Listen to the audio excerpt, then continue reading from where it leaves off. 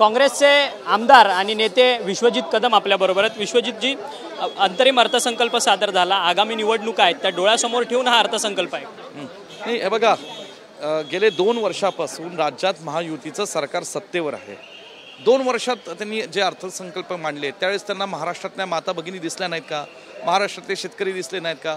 आणि म्हणून जो शेतकरी, कष्टकरी माता भगिनींसाठी जो अर्थसंकल्प आज त्यांनी जाहीर केलेला आहे, केवळ आणि केवळ येणारी विधानसभा 2 महिन्याच्या 3 महिन्याच्या कालावधीत आहे, त्या आधी विधानसभेची निवडणूक डोळ्यासमोर ठेवून या ठिकाणी तो अर्थसंकल्प जाहीर केलेला आहे। लोकसभेच्या निवडणुकीत मोठा फटका महाराष्ट्राच्या जनतेने महायुतीला दिलेला आहे। महाविकास आघाडीचे अनेक खासदार निवडून आलेले आहेत आणि म्हणून झोपलेलं हे सरकार अचानक जागं झालेलं आहे। जागं झालेलं आम्हाला त्याचा आनंद आहे, पण या घोषणा केल्यानंतर त्याची प्रत्यक्ष अंमलबजावणी करणं ही महत्त्वाचं असतं आणि ते त्यांनी करणं, त्याची आर्थिक तरतूद करणं हे येणारा काळ सांगेल। कृषी मंत्री धनंजय मुंडे म्हणतात की विरोधकांनी जे खोटं नरेटिव्ह पसरवलंय ते खोटं नरेटिव्ह आमचा आता अर्थसंकल्प तोडणार म्हणून। कुठलं खोटं नरेटिव्ह?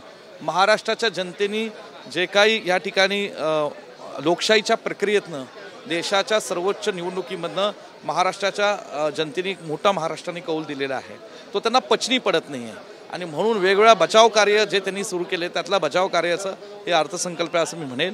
परंतु एवढंच सांगतो, आमच्या महाराष्ट्रातल्या जनसामान्यांना, शेतकऱ्यांना, माता भगिनींना फायदा झाला तर मला आनंदच आहे, त्याचं स्वागत करेल मी।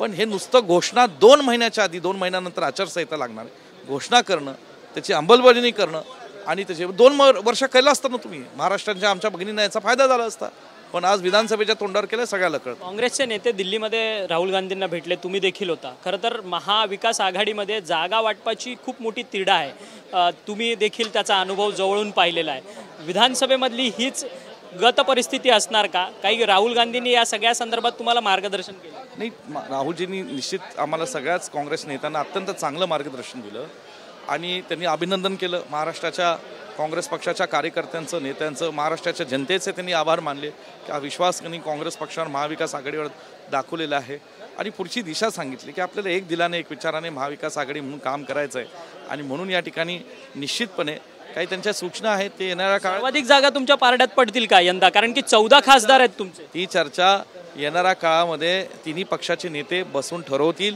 सर्वाधिक जागा कोणी किती जास्त आणि किती कमी याच्यावर मी बोलणं योग्य नाही, ते आमच्या महाराष्ट्रातले आणि दिल्लीतले नेते ठरवतील। धन्यवाद, तुम्ही आमच्याशी बातचीत केली होते। विश्वजित कदम जे काँग्रेसचे नेते आहेत आणि आमदार आहेत, त्यांनी अर्थसंकल्पावरती टीका केली आहे की निवडणुकीच्या अनुषंगाने हा सगळा अर्थसंकल्प आहे। जर योजना काढायच्याच होत्या तर 2 वर्ष महायुतीचं सरकार होतं, त्यांनी त्या योजना काढल्या पाहिजे होता असं त्यांचं म्हणणं आहे। व्हिडिओ जर्नलिस्ट रोहनसह अक्षय मंगणे, TV9 मराठी, मुंबई।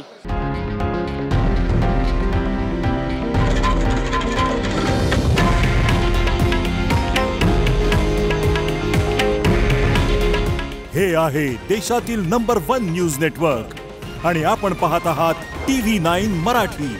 काळजी तुमची, हित महाराष्ट्राचं।